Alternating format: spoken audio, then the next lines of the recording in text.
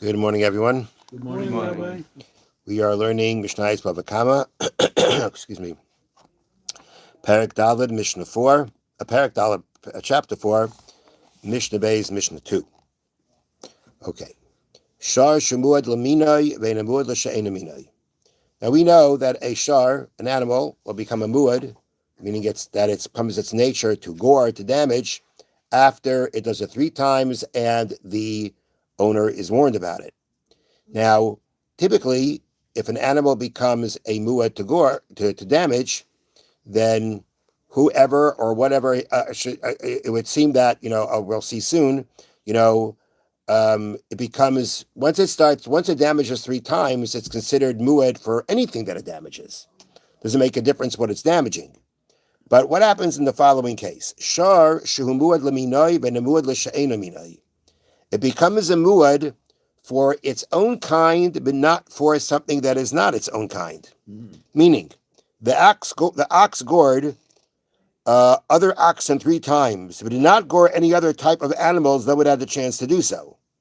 Meaning, you've got this animal, it's a shar, and it gored 3 oxen, right? 3 oxen. Mm-hmm. Now, but it didn't gore other animals. Now, it didn't gore other animals means, although it had the opportunity to gore them, it didn't do so. Okay. And therefore, you've got a situation where it's developed a habit when it comes to animals of its own kind, but not to different animals. So that's shar shemud laminoi ve'nemud l'she'ena minoi. We've established it as a muad to its own species, but not for a different species. Or muad la'adam ve'nemud la'behema. It's become muad to gore a person, but to damage a person, but not an animal. It damaged a person 3 times, and had the opportunity to damage an animal, and it didn't do so. Muad l'katanim ve'ena muad l'gedolim. Or let's say it became muad, established a pattern to damage small animals, but not large animals. Says the Mishnah, Ashehu muad lai, masham nezek shalem. Whatever it is muad for, meaning whatever it's established its habit towards, and it damages, it now after that, it pays nezek sham, the full damage. V'she'ena muad lai, but for what it has not developed a habit towards, mishalem mechatzi nezek, it's going to pay half the damages. So you can have an animal that for some things, for some type of things, it's a muad, while for other things, it's going to be a tam. Now, they bring down here, if an ox had no chance to gore any other species, we cannot say that it is still a tam in regard to them. Rather, since it is a muad for oxen, it is a muad for all other species as well. So that's really interesting. If it develops a habit to damage, and it didn't have a chance to to damage other things, and didn't do so, then the assumption is once it becomes a damager, it damages everything. But once it created a pattern towards one type of thing, when it had the opportunity to gore other things and it didn't do so, then we say that it has adapted a very specific habit, and only for those things will it be considered muad and pay the full damages. For other things, it will be considered a tam. Okay? Mm-hmm. Hold this for me 1 second.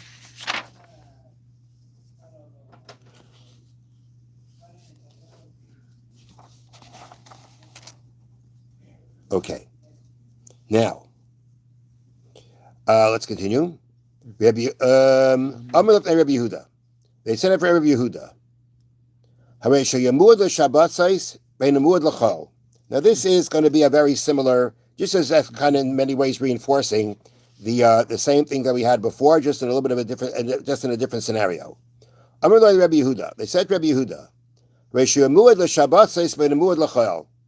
you have this animal that seems to has developed a habit about goring on Shabbos, but not during the week.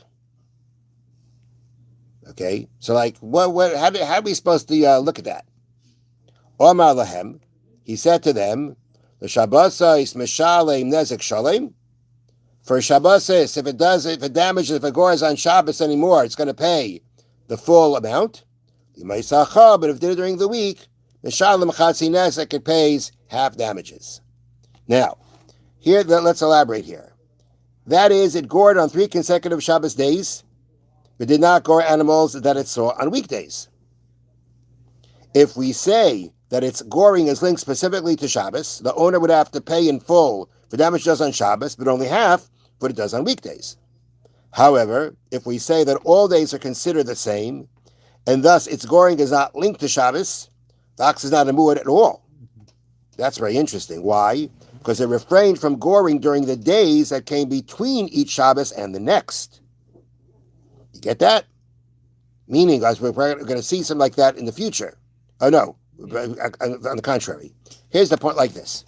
Point is like this, that in this case, right, if it only does on Shabbos, not on the weekday, then that means that it gored one Shabbos, then it went through a week, and then it gored another Shabbos, and went through a week, and it gored.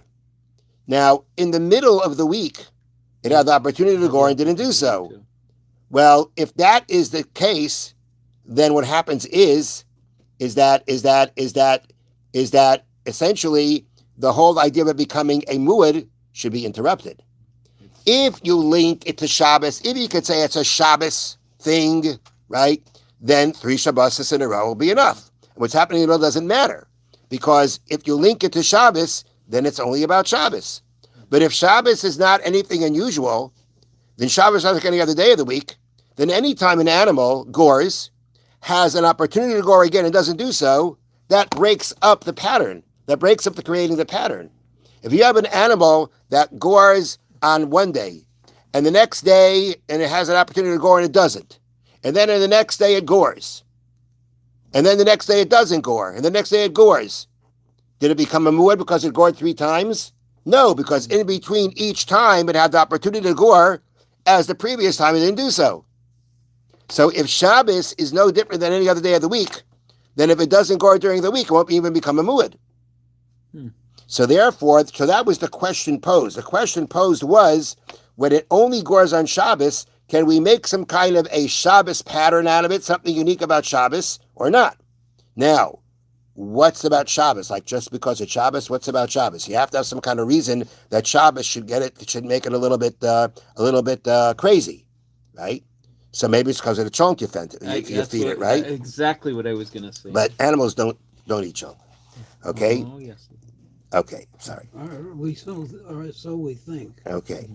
The reason to link an animal's goring specifically to Shabbos is that since an animal does not work on Shabbos, it feels more arrogant on that day.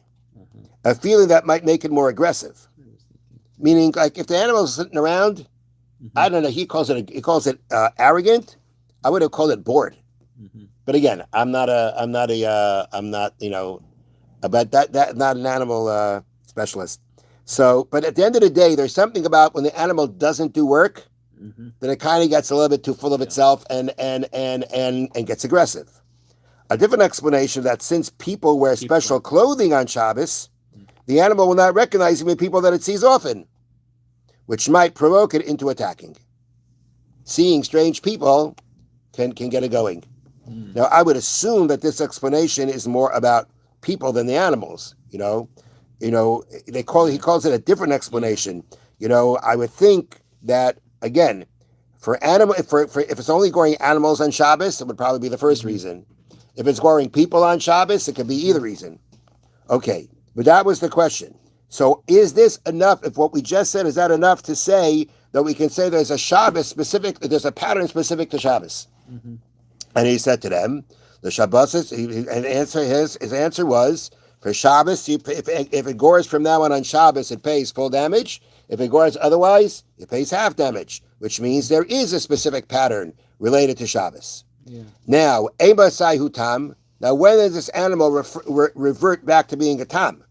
When does it revert back to being a tam? There is such a possibility, right? If an animal gores 3 times and then it doesn't gore 3 times, we say it goes back to being a tam. The pattern, its habit has been broken. So here, Ema Sai Hutam. When does it go back to being a tam? When it does not, when it refrains from goring 3 Shabbos in a row, which means, that is, after the animal became a muad to gore on Shabbos, So we say it didn't gore 3 Shabbos more. What does that mean? So the way they explain it is they led animals or people in front of it on 3 consecutive Shabbos days, and it did not attack them. It does go back to being a tam. If it then gores again, even on a Shabbos, its owner pays only half damages. So basically, what they did was, I don't know if they had to exactly bring people in front of it. I guess that would be the more convenient way of establishing it that way.